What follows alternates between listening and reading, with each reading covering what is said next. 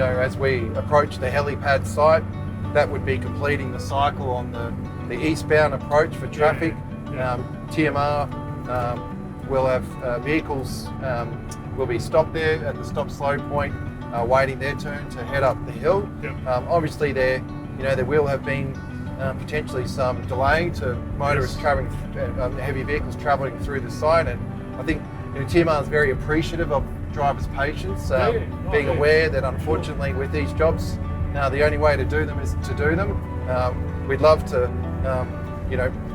come up with other solutions that don't impact motorists, and indeed we look at all available options when we do these sites, but unfortunately some of these jobs are just, some impacts are unavoidable. For sure. But one thing I can assure motorists and heavy vehicle operators is that we really do try to do as much as we possibly can to limit those impacts. We're very conscious of the impact to motorists, and in particular to freight, the importance of keeping freight moving. And so we do our best to make sure that we are able to move traffic through the site, through the Cunninghams Gap project site, and we will endeavour to do that over the life of this job. But one thing we wanted to say is that we're very appreciative of motorists' understanding, if you like, for these project sites, and we hope in the end that we can hand back a road that motorists are happy to use, that's safer, that's restored the damage from the bushfires, and the Gap's functionality is restored, and motorists are able to get back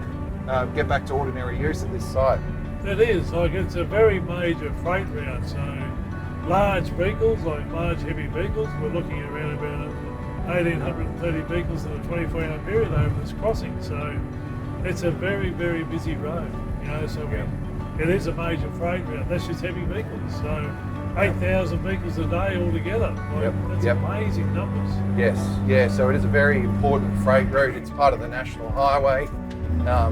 It traverses through the Main Range National Park. It's a World Heritage National Park. It's a beautiful site as well, very pretty. The Alan Cunningham Monument, recently heritage listed as well. So there really is a lot going on at this location.